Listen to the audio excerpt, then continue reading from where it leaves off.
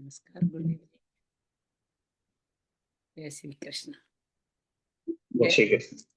मैं श्याम, आपका दोस्त, आपका प्रेमी, आपका सखा, एक बार फिर शरद ऋतु के आगमन के साथ कार्तिक कृष्ण नवमी के दिन गीता स्वाध्याय जो साधक संजीवनी ग्रंथ के माध्यम से कर रहे हैं, एपिसोड 124 में आपका अभिनंदन करता हूँ, स्वागत करता हूँ।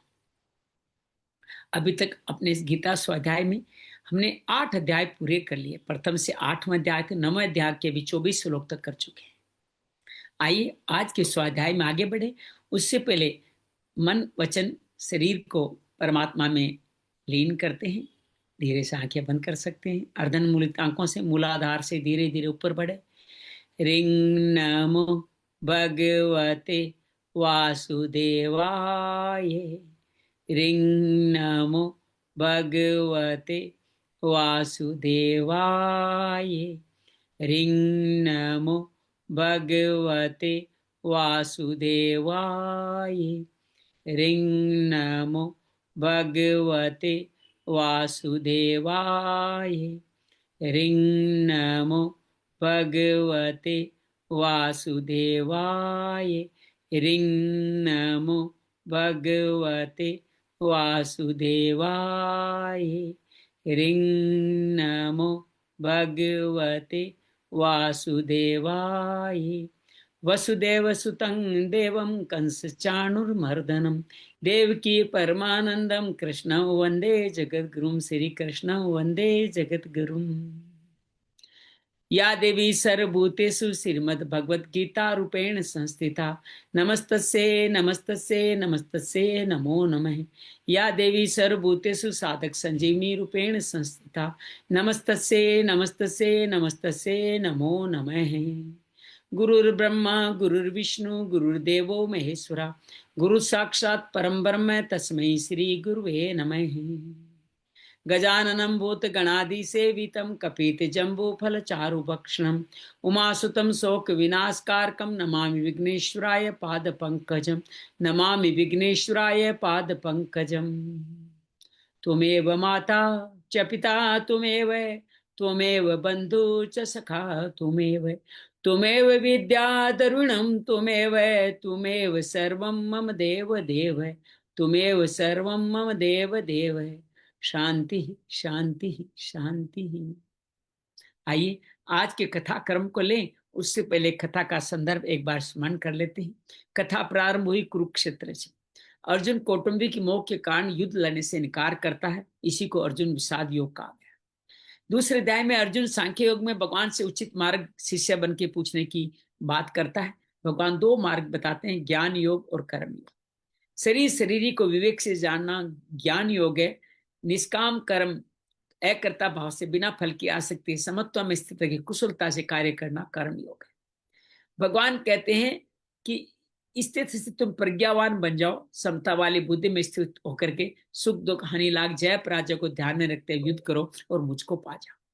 भगवान इससे दूसरा अध्याय पूर्ण करते हैं। तीसरा कर्मयोग में अर्जुन पूछता है कि आपने 2 मार्ग कहे, श्रेष्ठ मार्ग कौन सा है? भगवान कहते हैं दोनों ही मार्ग शेष करने वाले हैं और कोई भी सन्यासी भी कर्म का आरंभ करे बिना मुक्ति नहीं पाता। अर्थात भगवान ये कहना चाहते हैं कर्म हर व्यक्ति को करना अनिवार्य है। कौन सा कर्म के? नियत कर्म, कुरु कर्म, स्वधर्म, यज्ञ आदि करे। बाकी सारे कर्म बंधन बांधने वाले हैं, उनको छोड़ दे। भगवान कहते हैं तुम्हारा जन्म ब्रह्मा के माध्यम से इन्हीं सेवा कार्यों करने के लिए है। इन साधनों का दुरुपयोग करोगे तो तुम चोर कहलाओगे। सृष्टि की रचना में तुम्हारा अन्न से तुम उत्पन्न हो, अन्न जल से, जल वर्षा से, वर्षा भी यज्ञ आदि से। जो यज्ञ आदि कार्य सेवा कार्य में लगे रहते हैं वो मुझको पाते हैं, मुझ में ही प्रतिष्ठित हो जाते हैं। और वो जो इस तरह नहीं जीवन जीते, अघायु व्यर्थ जीवन जीते हैं और वो मुक्त नहीं होते। जो मुक्त होते हैं वो कैसे होते हैं? आत्म संतुष्ट होते हैं। उनको कोई कार्य करना नहीं पाता। लेकिन सब भूतों के लिए वो आश्रयदाता बन के कार्य करते हैं। वो ऐसे सभी साथियों करते हुए सभी लोगों को साथ लेके उनको भी अपने साथ लगाने की कोशिश करते हैं।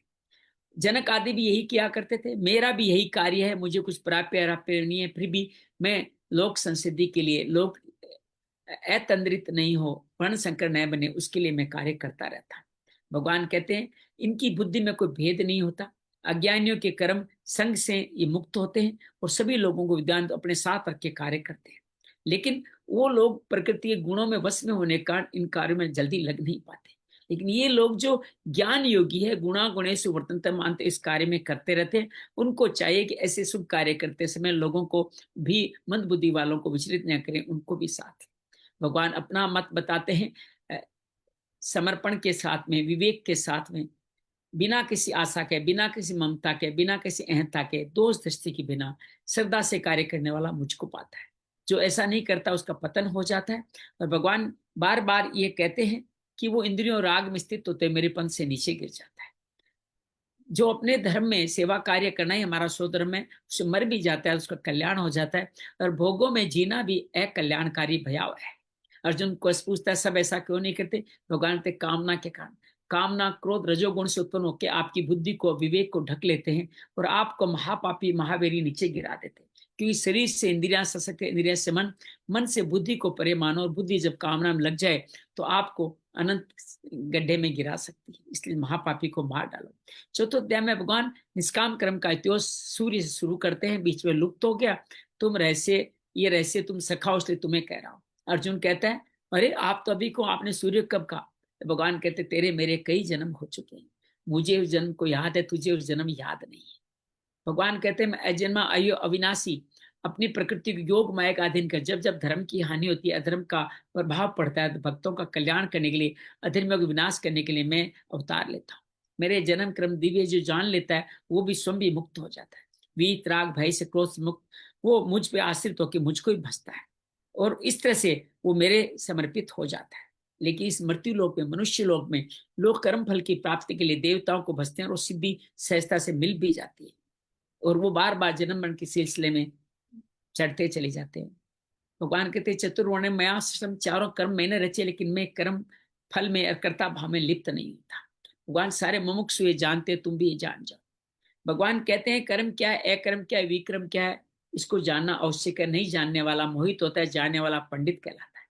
कर्म का मतलब शास्त्र विहित कर्म, विक्रम का मतलब शास्त्र निषिद्ध कर्म, और अकर्म का मतलब है अकर्ता भाव से, शून्य भाव से कर्म करना। तो कर्म में अकर्म को देखे, अकर्म में कर्म देखे, विक्रम निषिद्ध कर्म कभी न करें। तो इस तरह से भगवान कहते हैं जो इस तरह से कर्म करते हैं उनको काम संकल्प वर्जित, जिनके काम संकल्प वर्जित हो जाते हैं, कोई कार्य प्रारंभ करना नहीं होता, ज्ञान अग्नि द्वारा अपने को शुद्ध कर लेते हैं। वो नित्य तृप्त रहते हैं, निराश्रय, बिना किसी आश्रय के रहते हैं और सब चीजों को परिग्रह कर, अपरिग्रह करते हुए वो सिर्फ शरीर यापन के लिए कार्य करते हैं। जो मिल जाए उसमें संतुष्ट रहते हैं, ईर्ष्या भाव नहीं था। दोनों से अतीत सीधे स्थिति सम होकर, ज्ञान में स्थित होकर सेवा आदि यज्ञ करते हुए अपने समस्त कर्मों को जल भस्म कर लेते हैं। ब्रह्म यज्ञ, भगवत दर्पण यज्ञ, इंद्रियों का हवन, विषयों का हवन, संसित वर्ता अर्थात कुंभक और समाधि के द्वारा मुझको पाना, तप यज्ञ, द्रव्य यज्ञ, योग यज्ञ, ज्ञान यज्ञ, स्वाध्याय यज्ञ के द्वारा मुझको पाते हैं। प्राणों का अपान में हवन, अपानों का प्राण, अपान का प्राण में हवन, कुंभक और स्तंभवर्ती के द्वारा वो समाधि को प्राप्त होते हैं। इस तरह के अनेक यज्ञ कहे गए हैं, लेकिन इन सब द्रव्य यज्ञों से ज्ञान यज्ञ अत्यंत श्रेष्ठ है। ज्ञान यज्ञ के लिए 5 शर्तें: तत्वदर्शी महाज्ञानी, श्रद्धा, प्रार्थना और सेवा।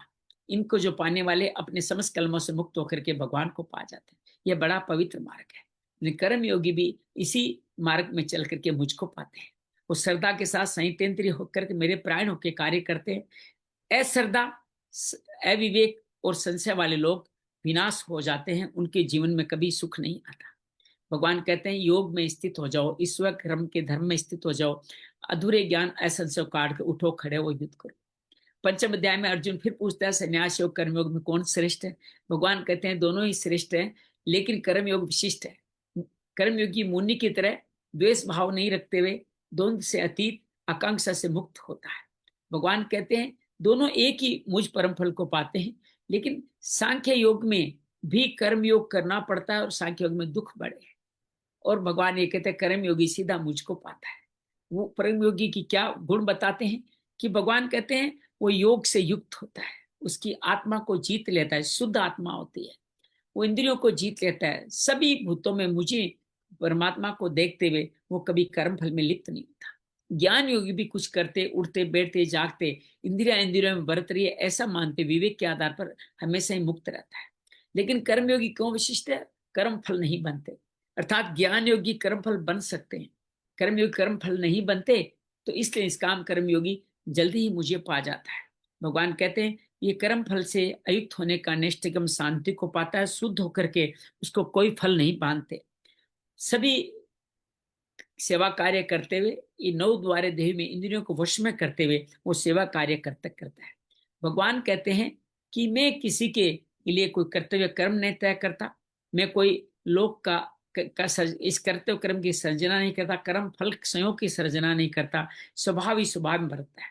मैं किसी की पाप पुण्य में भी भागीदार नहीं होता। अज्ञानी है जो ज्ञानियों की बुद्धि ढक करके उनको भोगों में डालती है। इसी तरह से ये जो ज्ञान के द्वारा से ज्ञान को नष्ट कर लेते हैं वो जागृत हो जाते हैं, प्रकाशवान हो जाते हैं और समझ कलश कट जाते हैं।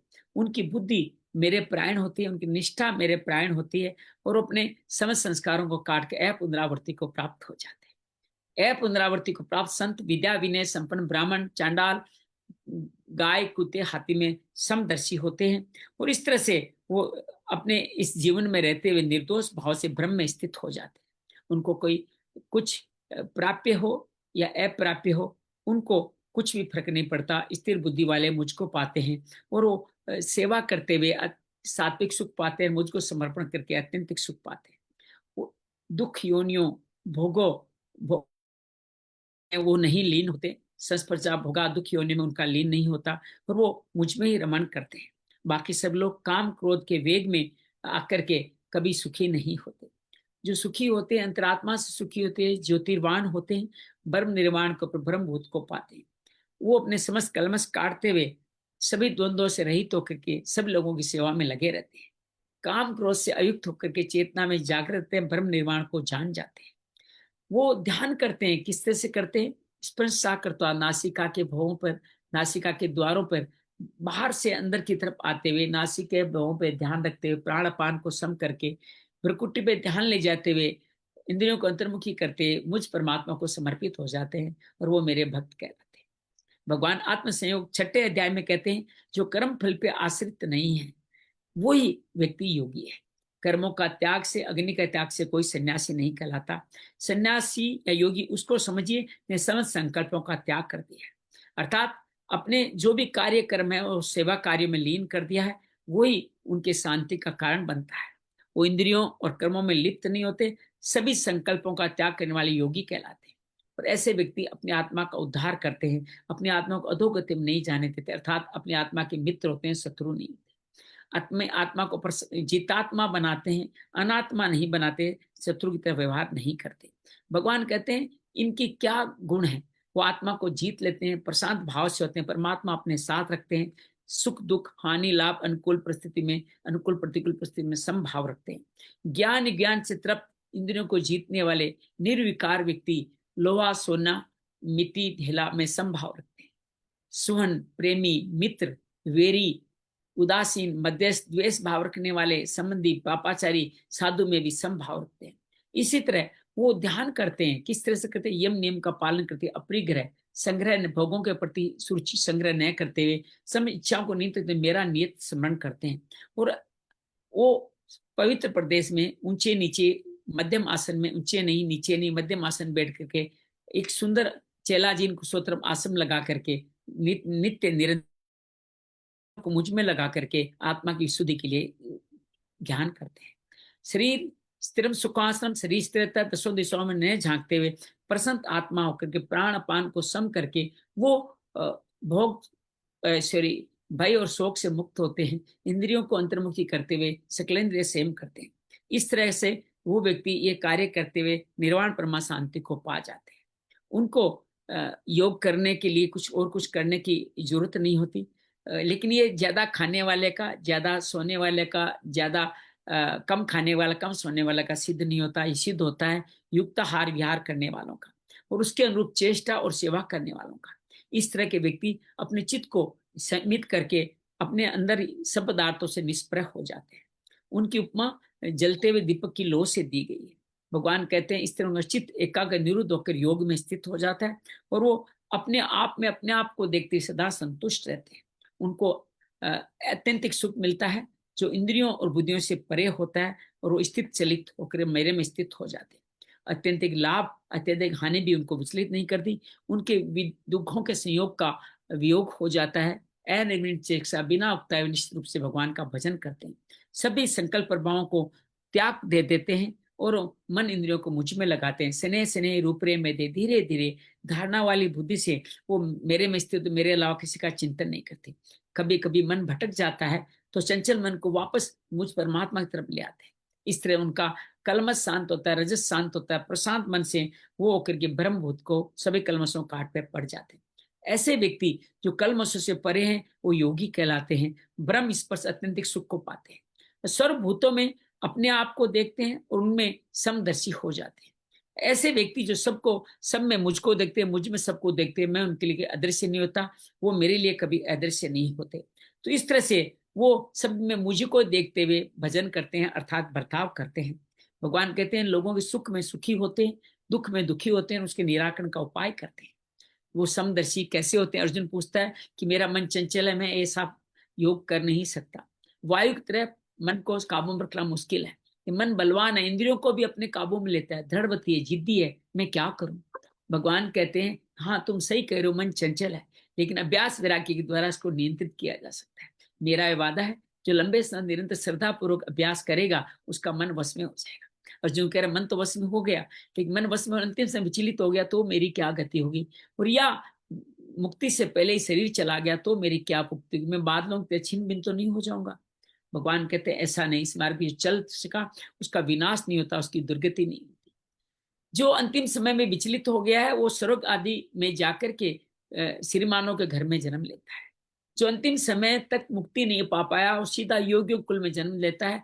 पूर्व जन्म की उसकी साधना उसको स्वतः ही मिल जाते, मुक्त हो जाता है। और जो श्रीमानों घर में जन्म लेता है कुछ देर भोगों के वश में रहता है, फिर मैं अपनी तरफ खींच करके उनको उसको मुक्ति के मार्ग पे आगे बढ़ा देता हूँ। वो जिज्ञासु की तरह सब सकामों का अतिक्रमण करके मुझके आगे बढ़ जाता। हर एक व्यक्ति मुक्ति के लिए बना है। जन्म अनेक जन्म संसिधा, एक जन्म, दो जन्म, तीन जन्म, अगर वर्ती दृढ़ वर्ती होकर हम कार्य करें तो मुक्ति को पा जाते हैं। इससे कहते सकाम तपस्वी से, सकाम ज्ञानी से, सकाम कर्मी से योगी श्रेष्ठ, तुम योगी बन जाओ। सर्वश्रेष्ठ योगी हुई जो भक्त है, जो भगवान का भक्त है। आत्म संयोग के बाद 7वें अध्याय में ज्ञान विज्ञान योग के अंदर भगवान कहते हैं जो मेरे पे आसक्त है, मेरे पास मेरे शरणागत है, वो समग्र भाव से जो कार्य करते, जिस अभ्यास करते हैं उसको तुम अवश्य मुझसे जानो। इसको भगवान ने ज्ञान विज्ञान योग कहा। ज्ञान मतलब परमात्मा सब कुछ है, विज्ञान मतलब परमात्मा के सिवा कुछ नहीं है। अर्थात ये आपका अन्वय और व्यत्यय की रीति दोनों इसमें एक साथ कहना ही ज्ञान विज्ञान भगवान बार बार कहते हैं। ये मैं इसको जानने के बाद तुम्हें कुछ बाकी नहीं रहेगा, ये भाव मैं तुम्हारे साथ कह रहा हूँ। कह हजारों हजारों मनुष्य में कोई एक ही सिद्ध बनता है, उन सिद्धों में भी कोई एक ही मुझे जान पाता है। क्यों नहीं जान पाता? मेरी प्रकृति का अपरा प्रकृति, पृथ्वी जल अग्नि वायु आकाश मन बुद्धि अहंकार, परा प्रकृति में मैं स्वयं स्थित होता हूँ जिनके संयोग से जगत धारण किया जाता है। भगवान कहते हैं इससे मैंने पूरे जगत को इसी परा अपरा प्रकृति द्वारा धारण कर रखा है। और ये इस तरह से मैंने जगत को धारण किया, सब जगत का प्रभव और प्रलय करता भी मैं ही कहलाता हूँ। भगवान कहते हैं सूत के धागे की तरह मेरे में ही सारे लोग मणियों की तरह ओत प्रोत है, अर्थात मुझसे ही मुझको जान पाते हैं। भगवान कहते हैं जल का मुख्य भाव रस में हूँ, चंद्रमा और सूर्य की प्रभा में हूँ, आकाश का शब्द में हूँ, वेदों का ओंकार में हूँ और मनुष्य में पुरुषार्थ में हूँ। पृथ्वी की पुण्य गंध में हूँ, तेजस्वियों का तेज में हूँ, सभी भूतों की प्राण शक्ति में हूँ और सभी तपस्वियों का तप में हूँ। सभी भूतों का आदि बीज मुझे जानो, बुद्धिमानों की बुद्धि में हूँ, तेजस्वियों का तेज भी मैं हूँ। भगवान कहते हैं बलवानों का काम राग से विरुद्ध, काम राग के बिना का बल में हूँ, और जो कामना धर्म के संबंधित होती है वो कामना भी मैं हूँ। इतना ही नहीं, सात्विक रजस तामस तीनों भाव भी मेरे से हैं, लेकिन मैं इनमें नहीं हूँ, ये मुझ में नहीं है। ये तीनों गुणों की माया से जो मोहित होते हैं वो मुझको परम अविनाशी को नहीं जानते। भगवान बार बार कहते हैं ये मेरी गुण में माया बड़ी दुरत्य है, इससे पार पाना कठिन है, इससे पार वही पा पाते हैं जो मेरे शरणागत होते हैं। मूढ़ मनुष्य मेरे शरण नहीं होते। इन माया के द्वारा इनका ज्ञान हर लिया जाता है और आसुरी भाव का वो आश्रय लेते हुए फिर नराधम पाप कर्म करते हुए बार बार मूढ़ता अर्थात जन्म मरण को प्राप्त हो जाते हैं। कौन नहीं प्राप्त होते? चार भगत जो मेरे शरण में आते हैं, अर्थार्थी, आर्थ, जिज्ञासु और ज्ञानी। इनमें ज्ञानी मुझे सबसे प्रिय है। हालांकि चारों भक्ति उदार है कि मेरा भजन करते हैं। भगवान इस तरह अपने ज्ञानी की बार बार अपना अभिन्न अंग बताते हुए उसकी तारीफ करते हैं कि वो मेरा बढ़े। बहुत कहते हैं बहुत जन्मों के बाद में तुम्हें अंतिम जन्म, हम सबको अंतिम जन्म मिला है। वासुदेव सर्वमिति, सब कुछ भगवान ही है, भगवान का ही है, ऐसा जानने वाले महात्मा दुर्लभ है। तो उनके लिए मैं सुलभ हूं। भगवान इस तरह की बार बार मुक्ति की बात कहते हैं। लेकिन जिनकी कामना से उनका मन हर लिया गया है, वो व्यक्ति मुझको नहीं जानते, वो वासुदेव सर्वम इति नहीं जानते। उद्धव कहते हैं सब जगह मैं गया तो मुझे सब जगह भगवान ही दिखाई दिए। ये वासुदेव सर्वम इति का सबसे बड़ा उदाहरण है। भगवान मथुरा में है, वो गोपियों को समझाने गया है, लेकिन वहां हर गोपी के साथ उसको भगवान दिखाई दिए। तो भगवान कहते हैं जिन जिन कामनाओं से जिनका मन हर लिया गया है, वो व्यक्ति अपने स्वभाव से नियंत्रित होकर पूरी विधि विधान के साथ देवताओं के, अन्य देवताओं के शरण होते। पहली बार देवताओं का जिक्र, आज फिर देवताओं का जिक्र आने वाला 9वें अध्याय में। तो जो जो भक्त जिस देवता का श्रद्धा पूर्वक पूजन करता है, मैं उसकी श्रद्धा वहीं स्थापित करता हूँ, और जो भी उसकी कामना है उसका फल भी मैं उसको प्रदान कर देता हूँ। लेकिन देवताओं का फल अंतमत नाशवान है, देवलोक तक ही जाते हैं, मुझे पाने वाले मुझे पाते हैं। तो भगवान बार बार कहते हैं कि बुद्धिहीन मनुष्य मेरे परम अविनाशी सर्वश्रेष्ठ भाव को नहीं जानते, और अव्यक्त मुझे मनुष्य शरीर की धारण करने वाला ही मानते। भगवान अपना दुख हम सबके बारे में कहते हैं। जो मूढ़ लोग, मुनि समुदाय मुझे अविनाशी अज नहीं, अजन्मा अविनाशी नहीं जानता, उनके सामने में योगमय से ढका हुआ अच्छी तरह प्रकट भी नहीं था। भगवान कहते हैं जो प्राणी भूतकाल में हो चुके हैं, भविष्य में होने वाले, जो वर्तमान में सबको जानता हूं। बहुत लंबा जीवन है ना, कभी नष्ट ही नहीं होते, अविनाशी जो है। और मेरे भक्त के अलावा मुझे कोई नहीं जानते। अपने भक्त का सामर्थ्य बार बार भगवान ये बताने का प्रयास करते हैं। भगवान कहते हैं हे भरत अर्जुन, तू इच्छा और द्वेष से उत्पन्न, द्वंद्व रोष से रहित संपूर्ण प्राणी संसार में बार बार मूढ़ता को, जन्म मरण को प्राप्त, दंड मोह से मोहित व्यक्ति बार बार जन्म मरण को ही प्राप्त हो रहे हैं। तो भगवान की मुक्ति का शिशुपाल वगैरह जो भगवान के दुश्मन थे उनका जिक्र करते हैं। और एक भाव से, अनन्य भाव से मुझको भजता है, मेरे भाव में लग जाता है, वो मुझको पा जाता है। वर्धा अवस्था मृत्यु, धीरे धीरे क्रम अनुसार जाते हैं उनसे मुक्ति पाने के लिए। मनुष्य वर्धावस्था से भी मुक्ति मिल जाएगी, ये भी बहुत बड़ा, वर्धावस्था भी बहुत बड़ा दुखालय है। जो मनुष्य मेरा आश्रय लेकर के उस भ्रम को, उस कर्म को, उस अध्यात्म को जान सकते हैं।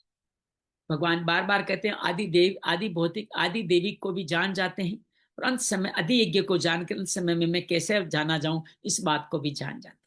ये ज्ञान विज्ञान योग संपूर्ण होता है। 8 अध्याय में अर्जुन पूछता है ब्रह्म क्या, अध्यात्म क्या, कर्म क्या, आदि देवी क्या, आदि देवी, आदि भौतिक क्या, आदि यज्ञ क्या, अंत समय में आप किस तरह से जानने वाले। भगवान कहते हैं जो सबसे पहले सृष्टि की रचना कर रही वो अक्षर ब्रह्म है, वो पुरुषोत्तम भी है। आगे चल के इसको पुरुषोत्तम कहेंगे, इसी अक्षर ब्रह्म को पुरुषोत्तम भी है। उसने जो पहला आदि क्रम किया, सृष्टि की रचना त्याग से करी। और भगवान ये कहते हैं कि वो उस परम तत्व को जानना ही अध्यात्म है। ये परिवर्तनशील आपका आदि भौतिक है, इसमें रहने वाली मन बुद्धि अहंकार अर्थात उनके देवता आदि देविक है। अधियज्ञ के रूप में परमात्मा का जीव पराशक्ति में मैं विद्यमान हूं। अंत काल में अगर मेरा स्मरण करोगे तो मुझे पाओगे। इसलिए बार बार भगवान कहते हैं बार बार मेरा स्मरण करते रहो। भगवान कहते हैं कि शरीर छोड़ के जाएगा मुझको प्राप्त होगा, इसमें कोई किसी तरह का संशय नहीं करें। अजामिल का उदाहरण दिया, अर्जुन भरत जी का उदाहरण दिया, फिर बाद में न्याय और दया की बात करें। जिसका जिसका स्मरण करोगे वो उसी भावों से भावित होकर के उसी योनि को, उसी कलेवर को प्राप्त होगा। अर्थात उस भाव में मेरा स्मरण करो तो मुझको पा जाओगे, मेरा नहीं स्मरण करोगे तो क्या करें, हर समय मेरा ही स्मरण करें। एक राम के बाद दोबारा राम, मन बुद्धि को मुझ में समर्पित करें तो निसंदेह ही मुझको प्राप्त होगी। भगवान बड़ा सुंदर ज्ञान विज्ञान की गणना हम सबके सामने करते जा रहे हैं, किस तरह से मुझको प्राप्त होंगे। फिर 8वें अध्याय में सगुण निराकार का वचन बताते हैं कि अभ्यास योग से, अनन्य भाव से, अन्य किसी का चिंतन नहीं करने वाले, वो परम दिव्य पुरुष का चिंतन करता हुआ शरीर छोड़ने वाला उसी को प्राप्त हो जाता है। किसका चिंतन करें? जो सर्वज्ञ है, जो आदि है, सबसे पुराना है, सबसे जो कभी अंत ही नहीं होता, जो सूक्ष्म से सूक्ष्म है, सबका धारण पोषण करता है, मतस्थानी स्थिति को बनाता है, जो अज्ञान से परे है, जो सूर्य की तरह ज्ञानवान प्रकाश और उसका चिंतन करता है। चिंतन करके अनुस्मृति भर प्रयाण काल आता है तो अब भक्ति युक्त मनुष्य अंत समय में अचल मन से मन को विचलित नहीं होने देता, अचल करता है। योग बल के द्वारा भ्रुकुटी के मध्य में अच्छी तरह से प्राणों को प्रविष्ट करता है और परम दिव्य पुरुष को 10वें द्वार से पा जाता है। निर्गुण निराकार के बारे में बताते हैं। ब्रह्मचर्य जीवन जीते हुए, ग्रस्त काल में वेदों के अनुकूल जीवन जीते हुए, वानप्रस्थाश्रम संन्यासाश्रम वीतराग भय से चलने वाला व्यक्ति अंतिम समय संपूर्ण द्वारों को हृदय से द्वारों को रोककर मन को हृदय में स्थापित करता है, प्राणों को अपनी मूर्धा मस्तिष्क में 10वें द्वार में स्थापित करता है। योग धारणा में स्थित होकर ओंकार का मानसिक उच्चारण करते हुए, मेरी छवि का स्मरण करते हुए वो शरीर को छोड़ जाता, परम गति मुझको पाता है। फिर भगवान सगुण साकार का वर्णन करते हैं। उसके लिए 3 सत्य अनन्य चित्त वाला नित्य निरंतर मेरा स्मरण करता हुआ, उसके लिए मैं सुलभ हो जाता। अगले श्लोक में उसको महात्मा कहते हैं, दुर्लभ कहते हैं, अपने को सुलभ बताते हैं। महात्मा लोग मुझको प्राप्त करके दुखालयम एहसास, मतलब दुखों के घर बराबर बदलने वाले पुनर्जन्म को प्राप्त नहीं होते, परम सिद्धि अर्थात मुझको परम प्रेम को प्राप्त हो जाते। भगवान अगले श्लोक में कहते हैं कि ब्रह्मलोक तक सभी लोग पुनरावर्ती है, यहाँ से वापस संसार लौटना पड़ता है, और जो मेरे को प्राप्त होते हैं दोबारा नहीं होते। ब्रह्मलोक का पूरा वर्णन कहते हैं कि 1000 चतुर्युगियों का एक दिन ब्रह्मा का और एक दिन रात्रि होती है, इस अहोरात्र को जान लेने वाला मुक्त हो जाता है। भगवान यहाँ और कहता है, ब्रह्मा के दिन के आरंभ में भगवान समस्त सृष्टि को सर्ग अर्थात उत्पन्न करते हैं, और ब्रह्मा की रात्रि में सभी लोग ब्रह्मा में लीन हो जाते हैं, अर्थात प्रलय घट जाती है। इस ब्रह्मा के जीवन के आधार पर ब्रह्मा सूक्ष्म शरीर से जो भाव स्वरूप एक अन्य देवता, अन्य अक्षर ब्रह्म है, उसको अव्यक्त है, संपूर्ण प्राणियों को नष्ट होने पर नष्ट नहीं होता। ब्रह्मा के संपूर्ण प्राणी ब्रह्मा भी है। ब्रह्मा, आज संत जी ने बताया कि ब्रह्मा भी ये प्रार्थना करते हैं, मुझे जन्म मरण की सिलसिले से मुक्ति मिल जाए। इतना लंबा जीवन है, इतनी बड़ी जिम्मेदारी है। अरे ब्रह्मा जी आप मुक्त हो गए तो हमारा क्या होगा? भगवान कभी ब्रह्मा को मुक्त नहीं करेंगे। नहीं, ब्रह्मा चाहते हैं, तप करते हैं बार बार। उसी अव्यक्त अक्षर कहा गया है, जो वो व्यक्ति है जिसको आगे पुरुषोत्तम कहेंगे, परम गति उसको पाना गया, वहां से जाने वाले संसार में नहीं लौटते, क्योंकि वो भगवान अपना धाम बताते हैं। संपूर्ण प्राणी जिसके अंतर्गत है, संपूर्ण संसार जिनसे व्याप्त है, वो परम पुरुष किससे मिलता है? अनन्य भक्ति से। उनके अलावा किसी और की भक्ति न करे तो मिलता है। 2 तरह की गतियों की बात करते हैं। एक में शरीर छोड़ करके दोबारा लौट के आना पड़ता है, एक शरीर छोड़ के दोबारा नहीं आना। एक को कहते हैं अनावर्ती, एक को कहते हैं पुनरावर्ती। भगवान दिन के समय में शुक्ल पक्ष में उत्तरायण के समय में जो प्राण छोड़ के जाता है, वो ब्रह्मलोक के ब्रह्मा के साथ ही भगवान में लीन होता है, दोबारा नहीं आता। रात्रि के समय कृष्ण पक्ष में दक्षिणायन समय जाने वाला चंद्रमा की गति को प्राप्त होता है, सभी सुखों को भोग करके दोबारा इसी पृथ्वी पे लौट के आता है। तो भगवान बार बार इन दोनों गतियों के बारे में बताना चाहते हैं। इन दोनों गतियों को जानने वाला पुरुष श्रेष्ठ है, वो कभी मोहित नहीं होता। वो जानता है एक गति में जाकर के आना है, एक गति में जाकर, दोनों ही ऊर्ध्व गतियां हैं। इन दोनों को मार्ग जानने वाला व्यक्ति सभी योग गुप्त, तुम भी अर्जुन सब समय में योग गुप्त हो जाओ, अर्थात इसी गति को प्राप्त हो जाओ, ऊर्ध्व गति को प्राप्त हो जाओ। भगवान कहते हैं जो इस अध्याय में वर्णित विषय अर्थात ज्ञान विज्ञान को, सब कुछ परमात्मा है, परमात्मा से कुछ नहीं, उसको जान के वेदों यज्ञों तपों में जो जो पुण्य फल है, उनको पुण्य फलों को भी छोड़ देता है, अतिक्रमण करता है, मोह छोड़ देता है, वो आदि स्थान परमात्मा को प्राप्त हो जाता है। भगवान इस तरह अक्षर ब्रह्म योग का 8वें अध्याय में वर्णन करते हैं। 9वें अध्याय में राज विद्या राजगुह्य योग में भगवान बार बार इसका वर्णन करते हुए जो कहते हैं कि ये जो विद्या जो मैं आपके सामने रखने जा रहा हूँ, ये विद्या बहुत अद्भुत है, ये राज विद्या है, और इसको जानने की मैं ज्ञान विज्ञान से एक गुह्यतम ज्ञान कहूँ। गुह्यतम, गुह्य क्या है? निष्काम कर्म। गुह्यतर क्या है? ज्ञान योग। गुह्यतम क्या है? भक्ति योग। भगवान ज्ञान विज्ञान के द्वारा माध्यम से आप भक्ति योग, जैसे कोई बच्चे को दवाई देनी हो तो माँ उसकी मिठाई में डाल के देती है, तो बच्चा कड़वी दवा खा लेता है। तो भगवान यहाँ भक्ति योग डायरेक्ट नहीं कह रहे हैं, उसको गुह्यतम ज्ञान विज्ञान कह के कह रहे हैं कि मोक्ष से पा जाएगा, अशुभ से मुक्त हो जाएगा, बस मुझमें दोष दृष्टि नहीं रखता हुआ तुम इसको सुन लो। ये सभी विद्याओं की राजा है, संपूर्ण गोपनियों का भी राजा है। ये अति श्रेष्ठ है, सुगम है, धर्ममय है, और इसका पवित्र भी है, इसको प्राप्त करना भी बहुत सहज है। भगवान कहते हैं ज्ञान विज्ञान योग अर्थात सब कुछ परमात्मा, परमात्मा के सिवा कुछ नहीं है, इसको जानने वाला व्यक्ति मुक्त होता चला जाता है। भगवान कहते हैं ऐसा जानने वाला मुझको पाते हैं, और जो नहीं मानते वो बार बार संशय मर्तार वर्तमनी अर्थात बार बार वो मैं ही सब वेदों को पैदा करता हूँ, सभी भूतों की स्थिति को भी मैं ही बनाता हूँ, मेरे से ही व्याप्त है, मुझ में स्थित है, लेकिन मैं उनमें स्थित नहीं हूँ।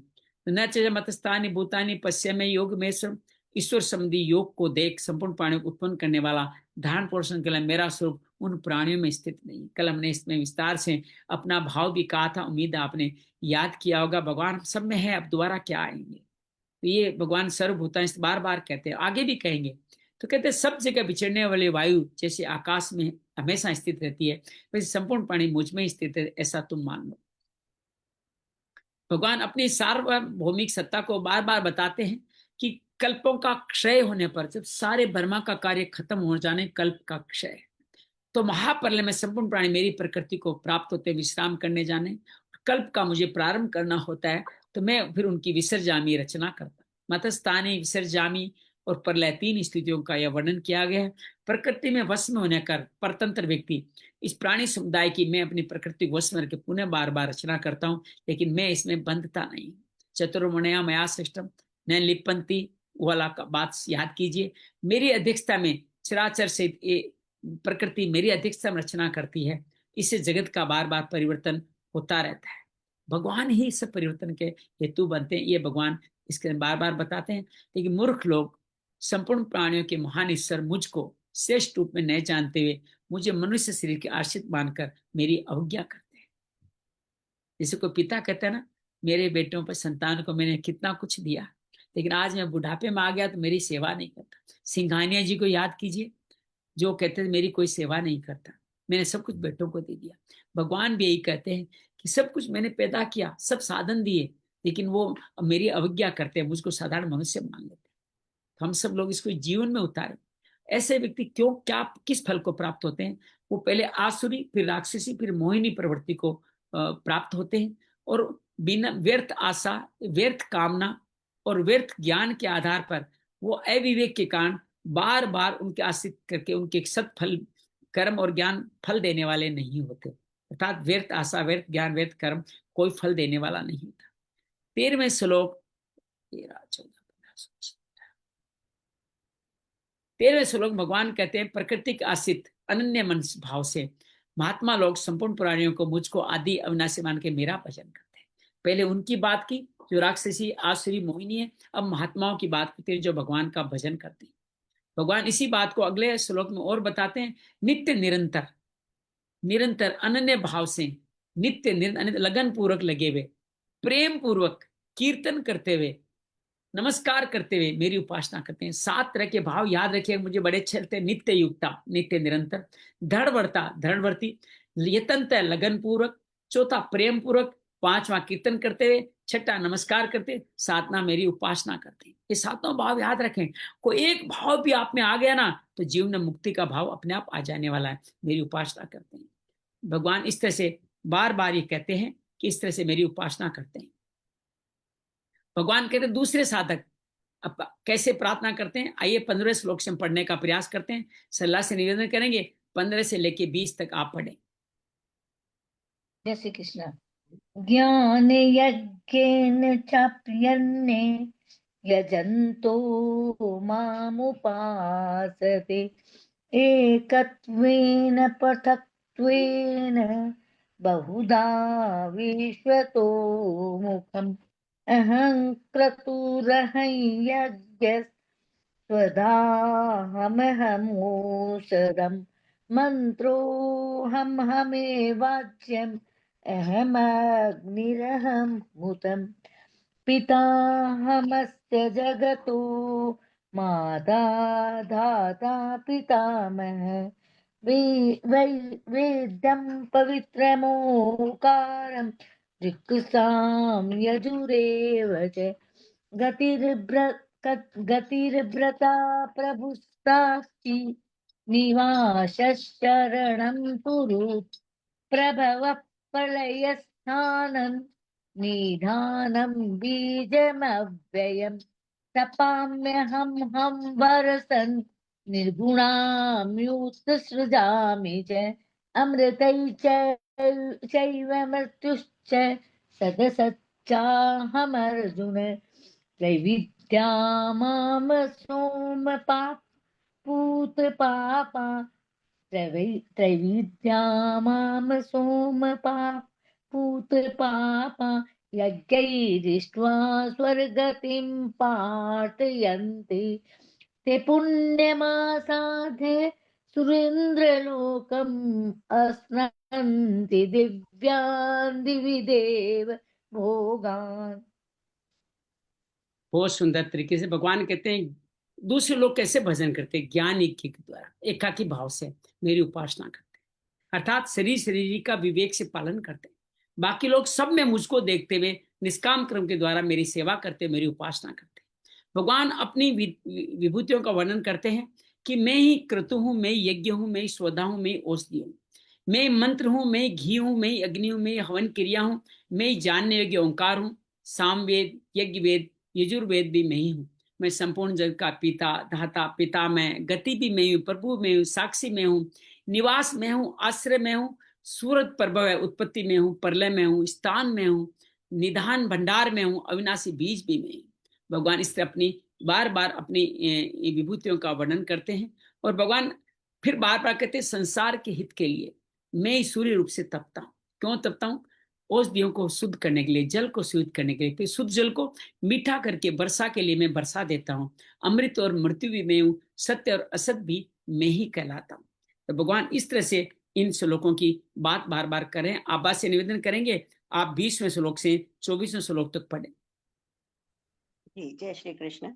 जी ते तं भुक्त्वा स्वर्गलोकं विशालं क्षीणे पुण्ये मर्त्यलोकं विशन्ति एवं त्रयी धर्ममनुप्रपन्ना गतागतं कामकामा लभन्ते अनन्याश्चिन्तयन्तो मां ये जनाः पर्युपासते तेषां नित्यभियुक्तानां योगक्षेमौ वहाम्यहम् येऽप्यन्यदेवता भक्ता यजन्ते श्रद्धयान्विताः तेऽपि मामेव कौन्तेय यजन्त्यविधिपूर्वकम् अहं हि सर्वयज्ञानां भोक्ता च प्रभुरेव च न तु मामभिजानन्ति तत्त्वेनातश्च्यवन्ति ते। भगवान कहते हैं तीनों त्रिविद्या, तीनों वेदों के सकाम अनुष्ठान को करने वाले सोम रस को पीकर के अपने पापों को क्षीण करते हुए सर्वलोक की प्राप्ति करते हैं और सर्वलोक में सुख भोग करके अपने पुण्य को क्षीण करते बार बार देवताओं दिव्य भोगों को भोगते हैं। जो स्वर्गलोक जाते हैं उनकी गति क्या होती है? जब वो विशाल स्वर्गलोक के भोग कर पुण्य को भोगने क्षीण होते हैं, मृत्यु लोक को आ जाते हैं। इसलिए तीनों वेगों में जो सकाम धर्म का आश्रय लेते हैं, भोगों काम करने मनुष्य बार बार आवागमन को ही प्राप्त होते रहते हैं। भगवान 22वें श्लोक में कहते हैं जो अनन्य भक्त मेरा चिंतन करते हैं, भली भांति उपासना निरंतर मुझ में लगे रहते हैं, उन भक्तों का योग क्षेम अर्थात अप्राप्त की प्राप्ति और प्राप्ति की रक्षा में ही वहन करता हूं। भगवान योग क्षेम की बात कहते हुए बार बार कहते हैं जो व्यक्ति श्रद्धापूर्वक अन्य देवताओं का भजन करते हैं वो मेरा ही पूजन करते हैं, लेकिन ये पूजन अविधि पूर्वक है, कामनाओं की प्राप्ति के लिए, मुक्ति के लिए नहीं। मुक्ति के लिए हो तो ये अविधि पूर्वक नहीं। भगवान कहते हैं मैं ही संपूर्ण योगों का भोक्ता हूं, प्रभु हूं, स्वामी मैं हूं, परंतु मुझे नहीं जानते, इसीलिए उनका पतन होता रहता है। 24 श्लोक तक हमने कल पढ़ा। आज 25 श्लोक से इसी यात्रा को हम आगे पढ़ने वाले हैं। 25 श्लोक यान्ति देवर्ता देवान पितृन्यान्ति पितृवता भूतानि यान्ति भूतेजा यान्ति मध्या जिनोपि माम। देववर्ता देवताओं पूजन करने वाले देवताओं को प्राप्त होते हैं, पितरों का पूजन करने वाले पितरों को प्राप्त होते हैं, भूत प्रेतों का पूजन करने वाले भूत प्रेतों को प्राप्त होते हैं, लेकिन मेरा पूजन करने वाले मुझे ही प्राप्त होते। तो 4 तरह की मुक्ति की ये प्राप्तियां बताई गई है। भगवान ने पहले कहा संपूर्ण योग का भोक्ता, संपूर्ण संसार का मालिक में, लेकिन जो मनुष्य मेरे को भोक्ता मालिक नहीं मानकर स्वयं भोक्ता और मालिक बन जाते उनका पतन हो जाता है। इस श्लोक में उस पतन का विवेचन करते हैं। कैसे? यान्ति देववर्ता देवान, भगवान को न जानने वाले भोग और पुरुष वेदों शास्त्रों वर्णित नियमों व्रतों मंत्रों पूजन विधियों के अनुसार अपने अपने उपास्य देवता का विधि विधान से सांगोपांग पूजन करते हैं, अनुष्ठान करते हैं, उन देवताओं को प्रायण हो जाते हैं। ये उपास्य देवता अपने भक्तों को अधिक से अधिक क्या देंगे, ऊंचे से ऊंचा फल यही देंगे, अपने अपने लोक में ले जाएंगे। और जिन लोगों को भगवान ने पुनरावर्ती कह दिया है, अरे जिसके पास है वही तो देगा। जो स्वयं मुक्त नहीं है वो आपको मुक्ति कैसे देगा? वो स्वयं भोग में लीन देता है तो अपने भोग के लोगों तक लेके चला जाएगा। अर्थात आपका संग अगर ऐसे दोस्त के साथ हो जो गलत कामों में लगा हुआ, तो वो आपको क्या देगा? उन्हीं आदतों में लगा देगा। यहाँ देवताओं को वही कहा गया है। 23 श्लोक भगवान ने कहा, देवताओं का पूजन मेरा पूजन है, लेकिन अविधि पूर्वक है। उस पूजन में विधि रहित पना क्या है? सब कुछ भगवान इस बात को जानते नहीं है, मानते नहीं है। देवता पूजन करके भोग और ऐश्वर्य को चाहते हैं, इसलिए उनका पतन होता है। और देवता आदि को मेरे रूप में मानते, भगवान देवताओं से कुछ भी नहीं चाहते, तो देवता तो स्वयं मैं भी उनको कुछ देना चाहता तो भी यही कहता, तो भी वे ऐसा ही कहते, हे प्रभु आप हमारे, हम आपके। ये सबसे बड़ी प्रार्थना है, आप हमारे, हम आपके। आपके साथ अपनेपन से बढ़कर कोई भोग ऐश्वर्य होता तो हम आपसे चाहते और मांगते। आप ही बताइए इससे बढ़कर क्या है? इस तरह के भाव से मेरे को आनंद देने वाले बन जाते तो ये विधि हो जाते। लेकिन तो फिर तुच्छ क्षण भंगुर देवताओं को प्राप्त नहीं है। तुच्छ बताए देवताओं को, क्षण भंगुर खत्म होने वाले बताए। पितृनियांति पितृता, जो सकाम भाग से पितरों का पूजन करते हैं उनको पितरों से कई तरह की सहायता मिलती है। इसलिए लौकिक सिद्धि चाहने वाले मनुष्य पितरों के व्रतों का, नियमों का, पूजन विधियों का सांगोपांग पालन करते हैं और पितरों को अपना इष्ट मानते हैं। अधिक से अधिक ऊंचा से ऊंचा फल ये मिलता है, पितर उनको अपने लोक में ले जाएंगे। पितर क्या अपने लोक में ले जा सकते हैं, और वो पितरों का इष्ट मानते हुए जो कार्य करते हैं, इसलिए पितरों का पूजन करने वाले पितरों को प्राप्त होते हैं। पितर लोक अलग से बना हुआ है जो पृथ्वी से थोड़ा ही ऊपर है। वो मुक्त नहीं होते हैं खुद, वहां पे अपने कर्मों का एक समय बुद्धि तक रहते हैं और फिर वो नीचे आ जाते हैं पुनर्जन्म के लिए। भगवान कहते हैं भूतानी आती भूतेजा, तीसरी बात कहते हैं भूतों की। तामस स्वभाव वाले, रजस वाले पितरों को पूछते हैं, सत्व वाले देवताओं को पूछते हैं। ऊर्ध्व गति, मध्यम गति और अधोगति कह सकते हो इसको। भूत सकाम पर भूत प्रेतों का पूजन करते हैं, नियमों का धारण करते हैं, मंत्र जब की गधे की पूंछ के बालों का धागा, ऊंट के दांतों की मणियां, रात्रि में शमशान में बैठ के, मुर्दे में बैठ के भूत प्रेत के मंत्रों को जपना, मांस विद्रा अपवित्र चीजों से भूत प्रेतों का पूजन करना।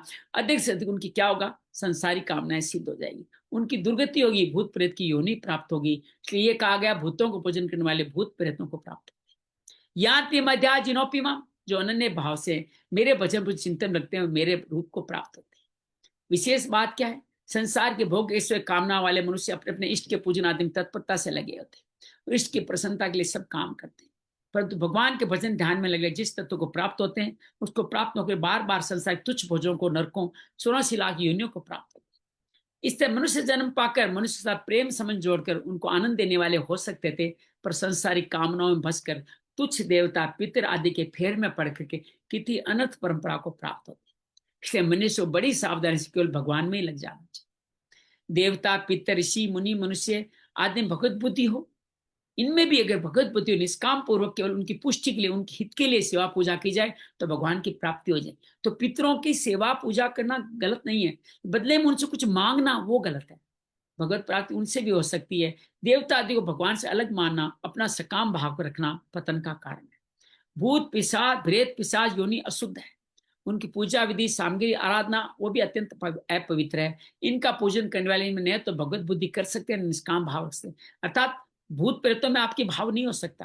अगर भक्त का किसी भूत प्रेत मत भाव हो, लेकिन भक्त अगर इस भूतों में भी अगर भगवान का भाव के, उस भूत का उद्धार हो जाता है और भक्त को भगवान के दर्शन हो जाते हैं।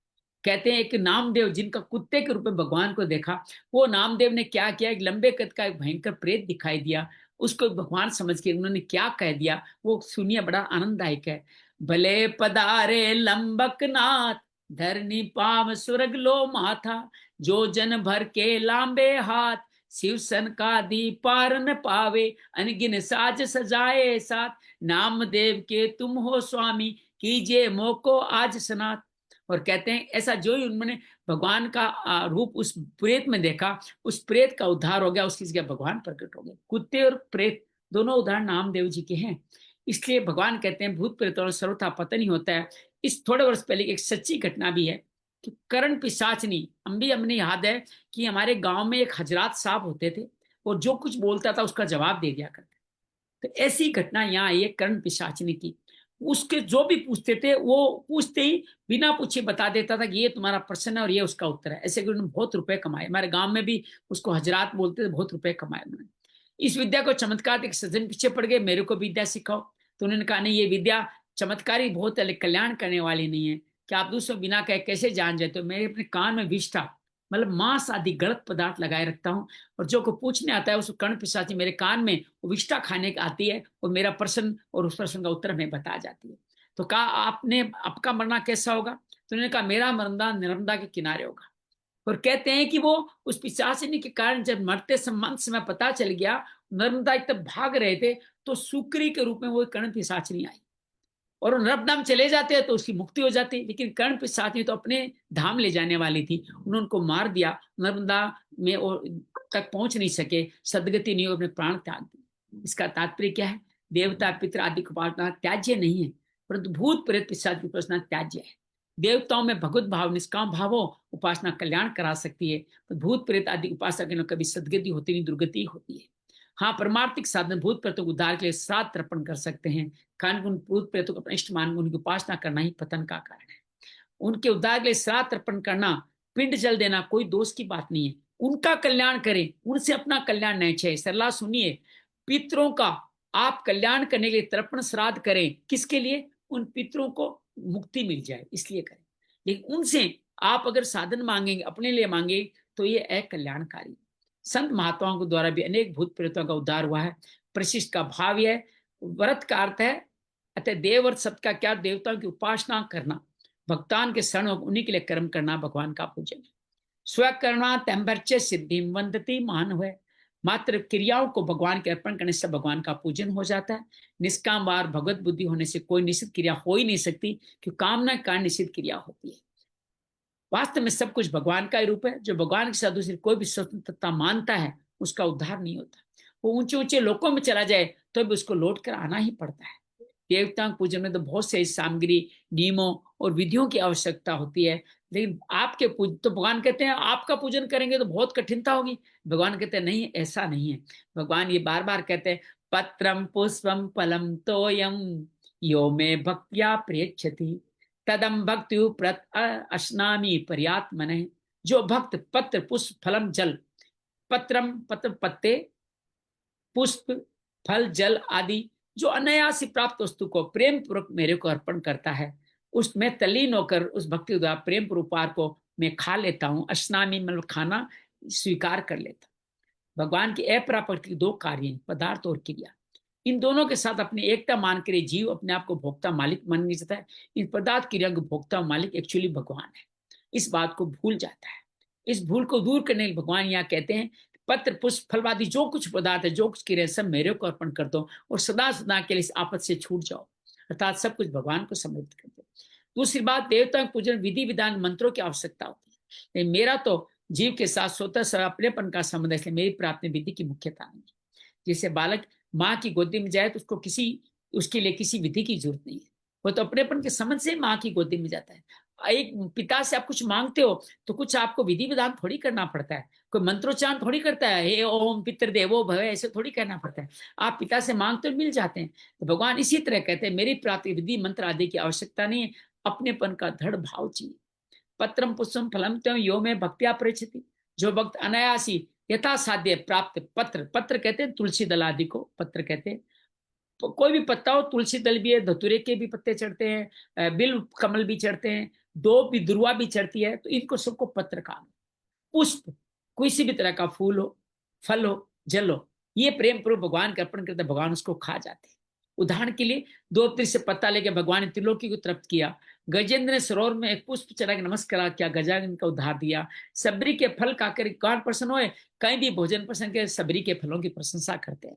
अर्थात घर घर गृह प्रसदन सासुरे बई चब चै पऊ नाही, तब कहीं सबरी के फलान की रुचि माधुरी न पाई। रतिदेव ने भी केवल जल भगवान को अर्पित किया, भगवान दर्शन कर दिए। जब भक्त का भगवान देने का भाव बहुत बढ़ जाता है तो अपने आप को भूल जाता है। भगवान की भक्त के प्रेम इतने मस्त हो जाते हैं कि अपने आप को भूल जाते हैं। प्रेम के अधिकतम भक्त को क्या इसका ख्याल नहीं था मैं क्या दे रही हूँ। विदुरानी ने भगवान को कहते हैं कि भगवान केलों गिरी नहीं देकर छिलके दे दिए। भगवान छिलकों को भी गिरी की तरह खा लेते हैं। तक भक्ति प्रश्नामी पर्याप्त है, भक्त द्वारा प्रेम पूर्वक देवपार को भगवान स्वीकार ही नहीं करते, उसको खा लेते हैं। पुष्प सूंघने की चीज है, भगवान ये नहीं देखते खाने की चीज है या नहीं, वो तो उसको खा लेते हैं। उसको आत्मसात कर लेते हैं, अपने में मिला देते हैं। सिद्ध क्या होता है? भक्त का देने का भाव जो रहता है, भगवान को भी लेने का भाव होता है। भगवान को खिलाने का भाग आता है तो भगवान को भी भूख लगती है। प्रेतात्म का तात्पर्य जिसका अंतःकरण भगवान में तलीन हो गया और भगवान के प्राण हो, ऐसे प्रेमी के उपहार भगवान स्वयं खा लेते हैं। यहाँ पत्रम पुष्प फल और जल चारों को नाम देने का क्या तात्पर्य है? पत्र पुष्प फल तीनों जल से पैदा होते हैं, जल के कार्य, और जल इनका कारण है। इसलिए हे पत्र पुष्प फल आदि कार्य मात्र कारण पदार्थों के उपलक्षण है, कि मात्र सृष्टि जल का कार्य है और जल उसका कारण है। अतः मात्र पदार्थों भगवान के अर्पण कर देना चाहिए। अर्थात पृथ्वी जल अग्नि वायु आकाश में जल मुख्य है, उनको अर्पित कर देना चाहिए। आप अन्न भी अर्पित कर सकते हैं, आप अपना तेज भी अर्पण कर सकते हैं, अपनी प्राण वायु अर्पित कर सकते हैं, अपना खालीपन में भगवान का दर्शन कर सकते हैं। पंच तत्वों को अर्पण करना ही मात्र अर्पण है। इस श्लोक में भक्तिया भक्ति प्रियतम, इस शब्द में भक्ति शब्द 2 बार आया। भक्तिया पक्ष से भक्तिया भक्तिपूर्वक देने का भाव है, भक्तियों अप्रतम पद भक्ति बुद्धि की वस्तु का विश्लेषण है। तात्पर्य यह है भक्ति पूर्वक वस्तु भक्ति रूप प्रेम रूप हो जाती है, भगवान आत्मसात कर लेते हैं, अपने मिला लेते हैं, क्योंकि वो प्रेम के भूखे हैं।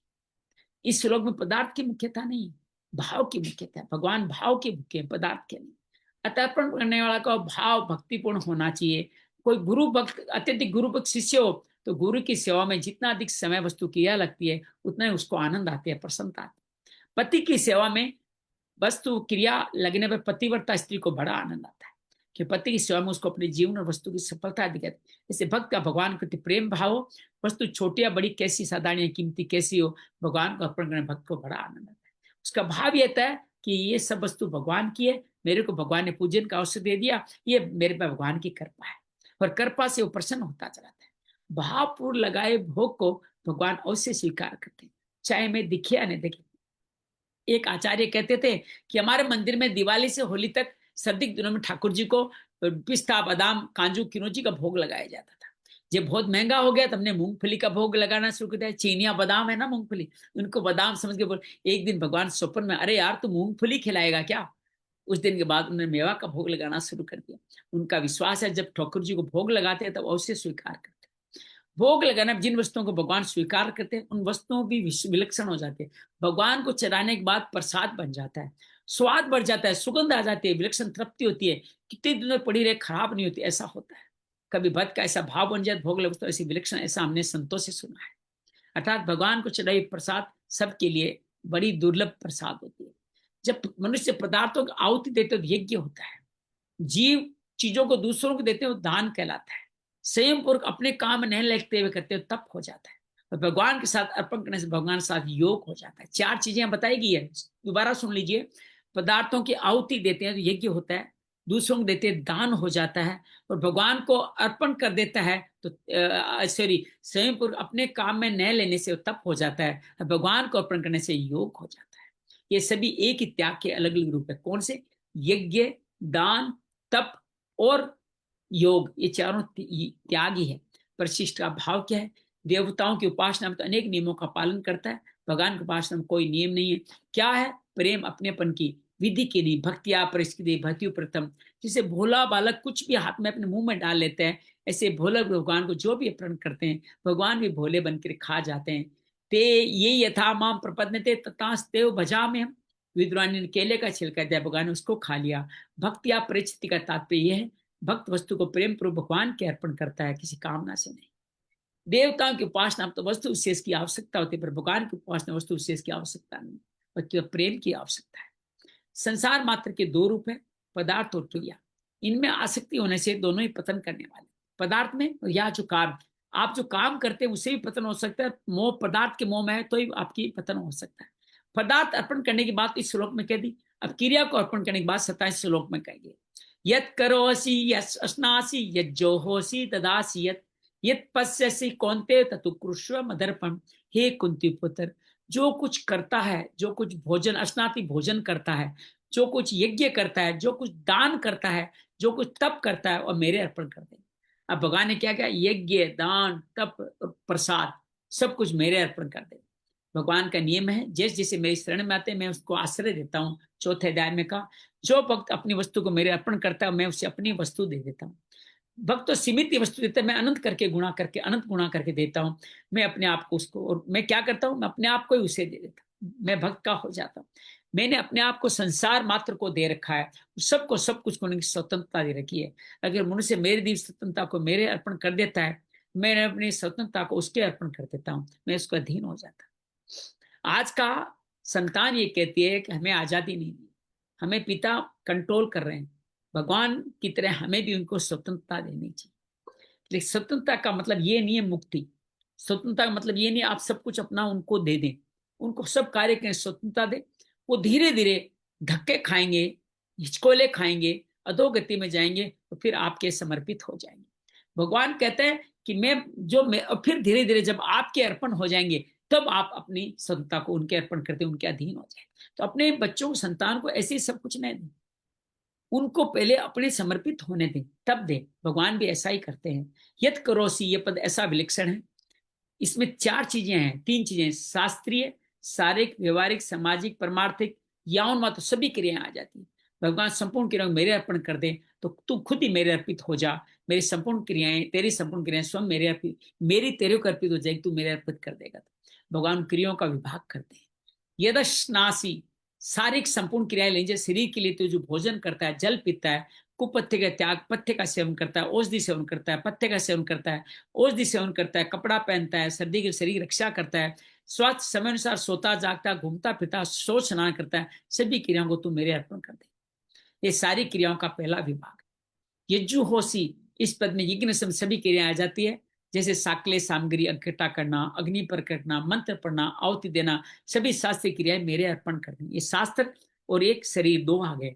तीसरा ददास, ये जो कुछ देता है, तो सेवा कर, दूसरी सहायता करता है, किसी की सेवा करता है, उनकी आवश्यकता पूर्ति करता है, जो कुछ शास्त्रीय क्रिया करता है वो मेरे अर्पण कर दे, अर्थात दान भी मुझे अर्पण कर दे। ददासी यत पश्यति, जो कुछ तप करता है, यत तप अस्यसी, जो कुछ तप करता है, इंद्रियों का संयम करता है, कर्तव्य पालन करते हैं, अनुकूल प्रतिकूल परिस्थितियों प्रसन्नता पूर्वक सहता है, तीर्थ व्रत भजन ध्यान जप कीर्तन श्रवण मनन समाधि, जो परमार्थ क्रिया करती है, सब मेरे अर्पण करते हैं।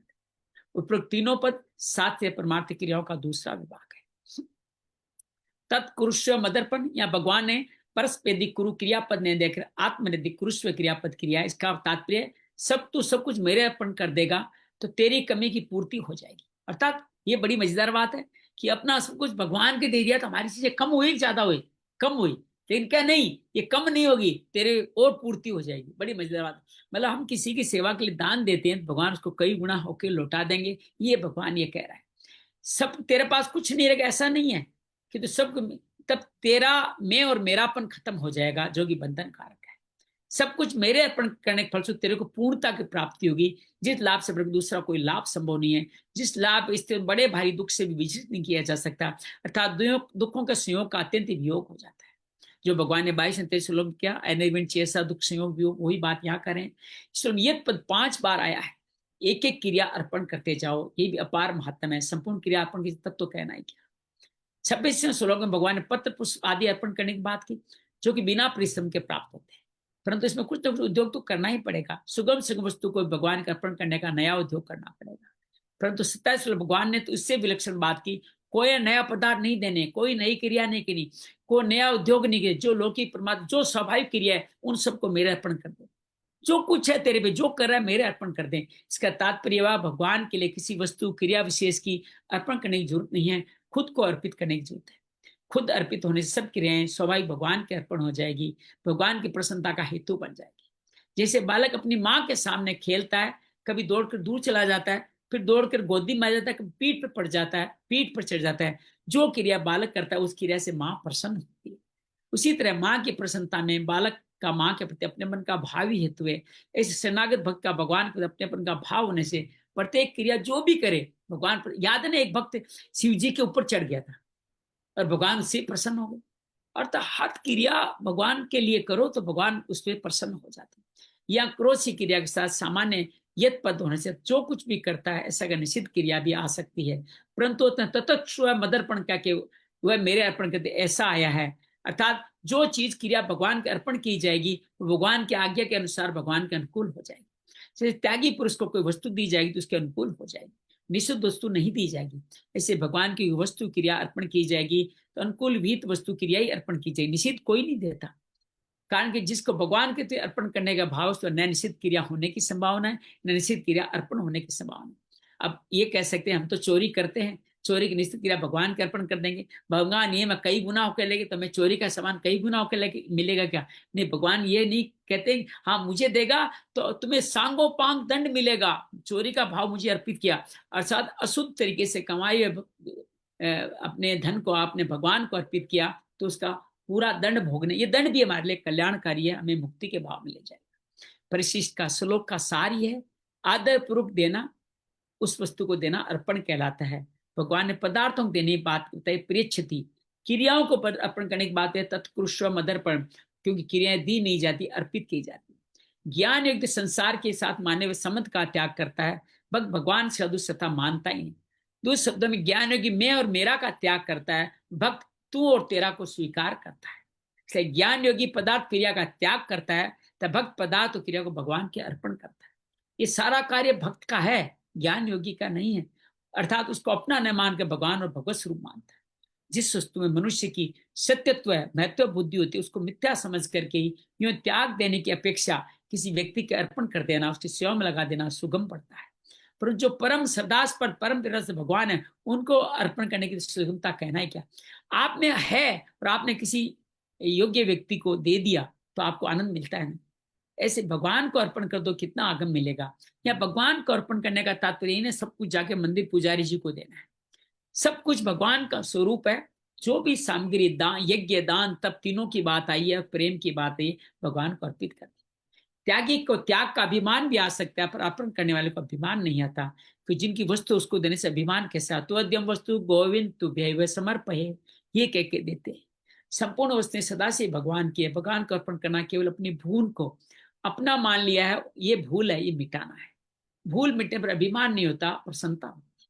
संसार को भगवान का मानते संसार संबंध विच्छेद हो जाता है, संसार लुप्त हो जाता है, संसार की स्वतंत्र सत्ता नहीं रहती, जो वास्तव में है ही नहीं, पर तो भगवान ही रह जाते हैं। तो संसार संबंध विच्छेद करने के लिए भक्त को विवेक की जरूरत नहीं है, वो संसार संबंध विच्छेद नहीं करता, भगवान और भगवत स्वरूप मानता है, क्योंकि अपरा प्रकृति भगवान की है, ये प्रकृति भी भगवान की है, भगवान को मानने में क्या हर्ज है। तो इन दो श्लोकों में भगवान ने पदार्थ क्रियाओं को भगवान अर्पण करने का फल दिया, अर्पण करने का वर्णन बताया, फल की बात हम लोग कल करेंगे। 2829 श्लोक में हमारे बीच में गुरुदेव जी मौजूद है, आभा मौजूद है। आप इन दोनों श्लोकों का भावार्थ हमारे सामने रखें तो बड़ा आनंद आएगा। भगवान ने बहुत सुंदर बातें कही है इन दोनों श्लोकों में, तीनों श्लोकों में। तो आप इस 25, 26, 27 के बारे में हमें कुछ बताएं कि आप लोगों ने क्या समझा। मैं भी आप लोगों से बहुत सारी चीजें नोट करता हूँ अपने मन में, मस्तिष्क में, उनको अपने जीवन का हिस्सा बनाने का प्रयास करता हूँ।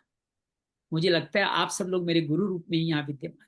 तो जो भी आपने समझा वो बताइए, किस तरह भगवान देवताओं पितरों की, भूत प्रेतों की बात पहले श्लोक में।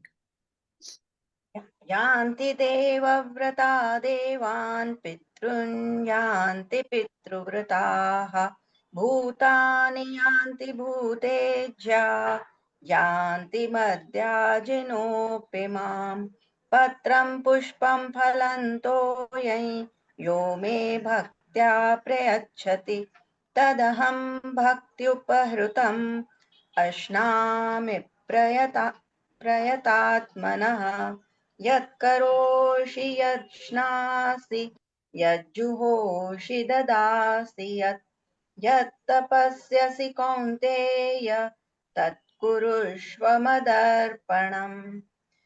भगवान कहते हैं कि जो मुझे पूछते हैं वो मेरे पास आते हैं। पूरी श्रद्धा से जो भी आप अर्पण करें, चाहे वो पत्र हो, पुष्प हो, फल हो, जल हो, कुछ भी हो, उसको पूरी श्रद्धा से अर्पण करें तो वो मेरे पास ही आता है। जो भी दान करें बस इतना कह दे कि हे प्रभु, यह आपके लिए है, यह आपके लिए ही है। धन्यवाद। बहुत बढ़िया, बहुत बढ़िया। आगे दूसरे श्लोक में गुरुदेव जी आप पढ़ते हैं अगला श्लोक, क्या कह रहे हैं भगवान? जी प्रभु, मैं 27वां पढ़ूं?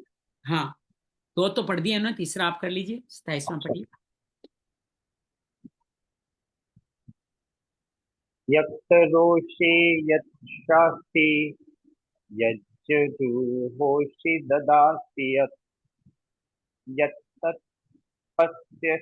कौन्तेय तत्कुरुष्व मदार्पणम्। मदर्पणम। हम्म, हरि ओम। क्या कह रहे हैं भगवान यहाँ पे? पहले तो प्रभु जी, पदार्थों की बात की, अब किन की बात कर रहे हैं? पहले तो पदार्थों की बात करी कि देख जो भी भक्त, यहाँ पे भक्त का डेफिनेशन उन्होंने बताया कि भक्त को क्या करना चाहिए। कि हाँ। भक्त जैसा करे प्रेम पूर्वक और पूर्ण श्रद्धा भाव से, जो भी मेरे को देता है मैं उसे स्वीकार कर लेता हूँ। जो भी मेरे को मतलब मेरी उपासना करता है, वो मृत्यु समय के बाद मेरे पास ही आ जाता है। ठीक है। जो लोग बाग बाकी देवताओं को पूछते हैं या पितरों को पूछते हैं या और चंडालों को पूछते हैं, वो उनके पास जाते हैं मृत्यु के बाद। और जो भी भक्त पूर्ण श्रद्धा भाव से जो भी यज्ञ है या कुछ भी है वो मेरे को अर्पण करता है, तो मैं उसको पूर्ण श्रद्धा भाव से मैं भी उसको स्वीकार कर लेता हूँ। और इसी को अंदर आगे की तरफ पे अ, जैसे कि भगवान श्री ने पहले बताया था कि ब्रह्म अग्नो ब्रह्म यज्ञ, उसी का डेफिनेशन जो क्या कहते हैं उसी के कॉम्बिनेशन से बताया कि तुम जो भी भोजन कर रहे हो, जो कुछ भी यज्ञ कर रहे हो, जो कुछ भी दान कर रहे हो, सबका सब मेरे पास ही आ रहा है। तुमने सिर्फ मेरी श्रद्धा से मन में भाव बनाकर कर देना, वो मेरे तक ही पहुंच रहा है। बहुत तो बढ़िया, तुम बहुत बीच के सुंदर रास्ते कहा। को छोड़ दो और आगे मेरे पास ही। हरिओम। शास्त्रीय, शारीरिक, व्यवहारिक, अलौकिक सभी कर्म मेरे को अर्पित कर दो। मेरे को अर्पित कर का पदार्थ मेरे हैं, मेरे को अर्पित करना, तेरा जाता क्या है? भगवान के कैसे हो पदार्थ? ये अपरा प्रकृति भगवान की तो है। पृथ्वी जल अग्नि वायु के सब कुछ भगवान के। तो जो है मुझे सहजता से मिलता है वो अर्पित कर दे। मैं भक्ति से अर्पण, तेरे भाव देखूंगा, तेरी सामग्री नहीं देखूंगा। बहुत पहले सुंदर। का देवताओं मुक्ति नहीं देंगे, पितृ मुक्ति नहीं देंगे, इन दोनों मेरा भाव रखेंगे तो मुक्ति होगी, और भूत प्रेत तो तुम्हें नीच अधोगति में ले जाएंगे। तो फिर भगवान की समस्त क्रियाएं, चाहे तू यज्ञ करता है, तप करता है, दान करता है, जो खाता है, जो प्रसाद बनाता है, वो सब कुछ सेवा करता है, सब कुछ मेरे अर्पण करते हैं। बहुत तो सुंदर। मैं तुम्हें मुक्ति में ले जाऊं। कितना सुंदर भाव यहाँ भगवान ने कहा है। पदार्थ क्रियाएं सब कुछ भगवान को अर्पण कर दे। आइए इसको ध्यान के माध्यम से समझने का प्रयास करें। आराम से बैठ जाए, शरीर के प्रति सजग हो जाए।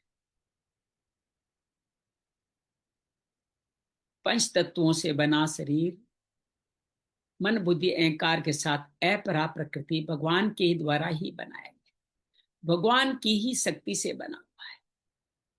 पूरा संसार यत्र पिंडे तत्र ब्रह्मांडे, समस्त ब्रह्मांड भी भगवान की उसी शक्ति से बना।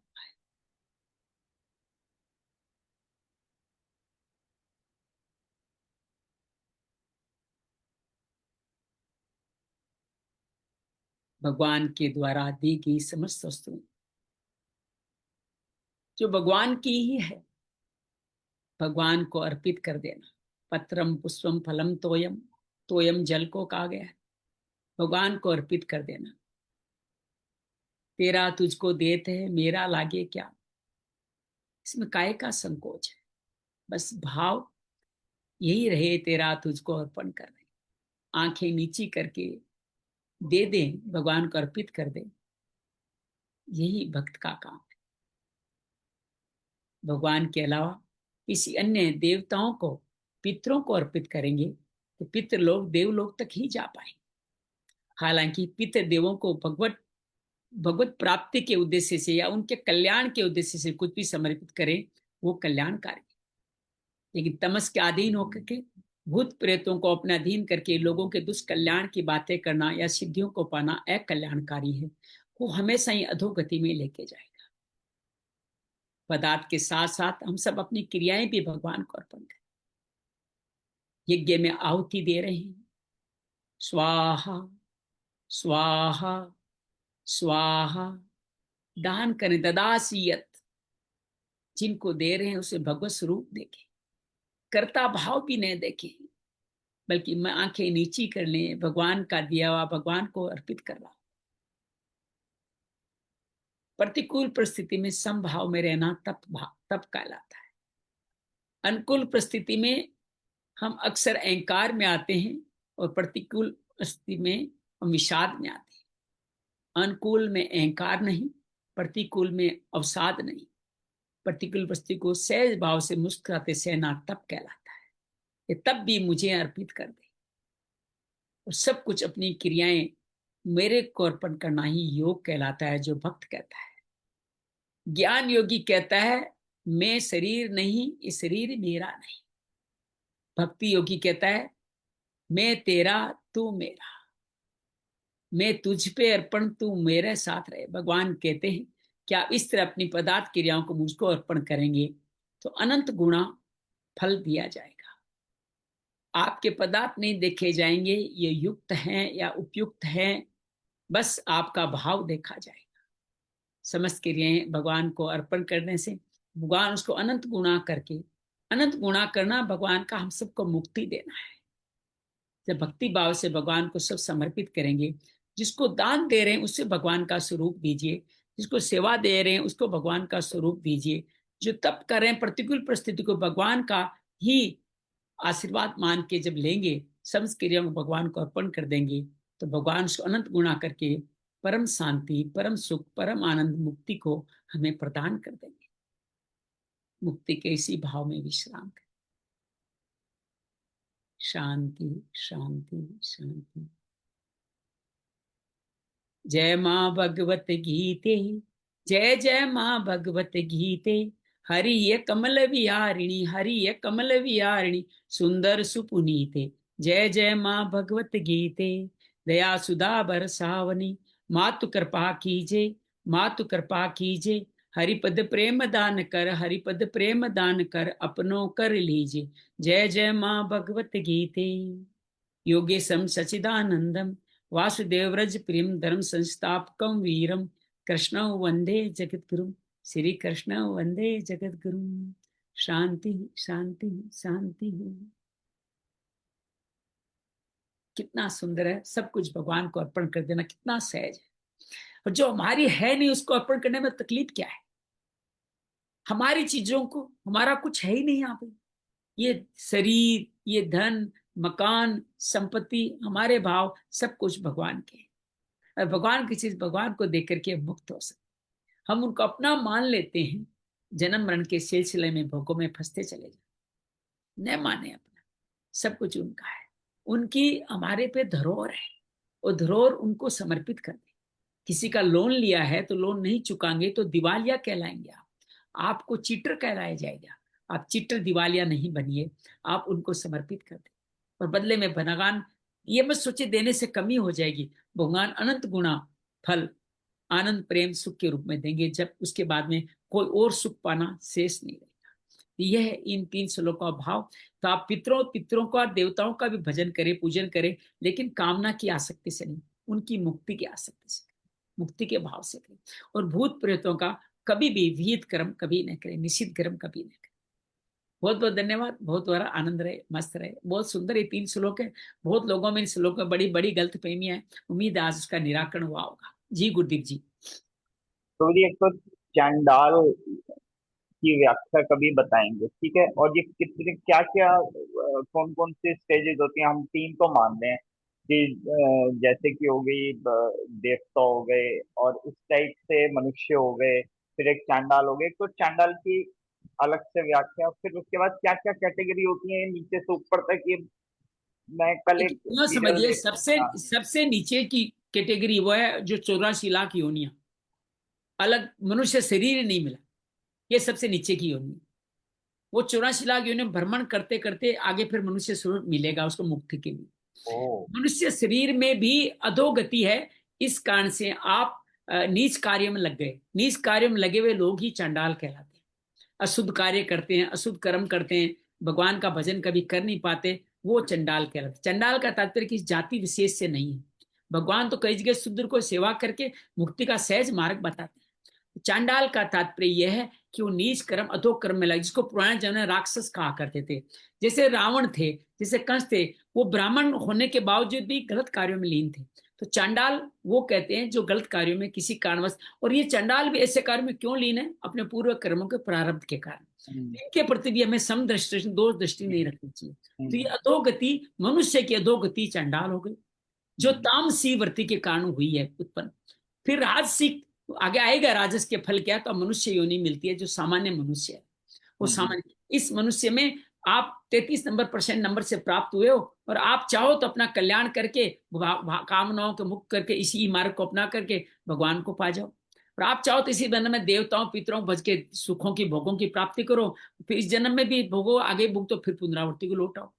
और रजस की, इससे ऊपर साधु संत भक्त की बात, यहाँ जो सात्विक भाव में रहते हैं, सात्विक भाव की दो गतियां, ऊर्ध्व गति की दो। एक तो सात्विक भाव, यहाँ के सुख नहीं चाहिए, लेकिन वेदों में बताए हुए सकाम सुख चाहिए। तो आप इंद्र लोक जाना चाहते हो, ब्रह्म लोक जाना चाहते हो, अब कहते हैं मेरे को इंडिया में मजा नहीं आ रहा, अब तो मैं अमेरिका जाऊंगा, वहां आनंद लूंगा। तो ये देवता, ये सात्विक वाले कुछ कमाई करते हैं, उस कमाई के फल पे दो माध्यम है, या तो भगवान की तरफ मुक्ति का मार्ग ले लें, अनंत सुख पाले, या भोगों में, बड़े भोगों में चले जाए। तो ब्रह्म लोग जाते हैं, कृष्ण गति से जाते हैं, वापस आ जाते हैं। और ये सात्विक जो मुक्ति जाते हैं, वो दिन की गति से जाते हैं और भगवान के साथ मुक्त हो जाते हैं, या इस जन्म में सद्यो गति, सद्यो मुक्ति पा जाते हैं। तो इस तरह से ये अनेक अनेक लोक कहे गए हैं। चंडाल को पाताल लोक मान लीजिए, मनुष्य को पृथ्वी लोक मान लीजिए, और जो देवता लोग हैं उनको स्वर्ग लोक मान लीजिए। इस तरह इन सब के माध्यम से अपने जीवन जो जो किया है उसका अकाउंट पूरा, हमारे अंदर भगवान बैठा है ना, यहाँ हमारे अंदर सीसीटीवी कैमरा लगा हुआ है। हर वक्त देवता, इंद्रियों के देवता भी भगवान के अंदर कार्य करते हैं, वो सारी रिपोर्ट करते रहते हैं। आपका प्लस माइनस परीक्षा होती ही रहती है, और परीक्षा में जैसा मार्क्स होता है उस हिसाब से आपको परिणाम मिलता है। बहुत बढ़िया। ठीक है, मैं कल एक सीरियल देख रहा था टीवी के ऊपर, तो वहां पे महादेव और उस मैंने क्या कहते हैं, काली माता ने चांडालों के ऊपर भी बड़ी कृपा करके उनको मार्ग दिखाया कि भी हाँ। हाँ बिल्कुल कराया सबके। आप देखो ना, वाल्मीकि ऋषि को कई संत मानते, कई तो कहते हैं ब्राह्मण थे, कई संत कहते हैं कि वाल्मीकि चौरवर्ती में रहते थे, चंडाल वर्ती में रहते थे, उनकी मुक्ति करिए। ऐसे अनेकों अनेकों उदाहरण है। एक महापुरुष थे हरिश्चंद्र जी, उनको तो वर्मा, विश्वामित्र और वशिष्ठ के श्राप के कारण चांडाल ही बनना पड़ा। चांडाल शब्द उस जमाने में यूज होता था जो शमशान घाट के अंदर लोगों का सौदा करते थे, उनको चंडाल कहा गया। तो उनको चंडाल रूप में आना पड़ा था, और अपने पुत्र के लिए भी, अपने पत्नी से अपने पुत्र के लिए भी उन्होंने शुल्क मांगा, कैसे मैं दाह संस्कार नहीं करने दूंगा। इतने सत्यवाद हरिश्चंद्र भी चांडाल बन गए थे। तो कहने का तात्पर्य, चांडाल यूनी कोई बुरी नहीं, कोई एक कर्म हुआ उस कारण से आपको बनना पड़ा, किसी श्राप से बनना पड़ा। मुक्ति भगवान आगे आएंगे, अपि चेत दुराचारो, दुराचारी से दुराचारी व्यक्ति भी कल्याण उसका हो सकता है। तो ये भगवान कहेंगे बार बार, ये प्रतिज्ञा करेंगे, मैं सबका कल्याण करने की प्रतिज्ञा लेता हूँ, सबके लिए मार्ग खुला हुआ है। बड़ी कृपा। बहुत बहुत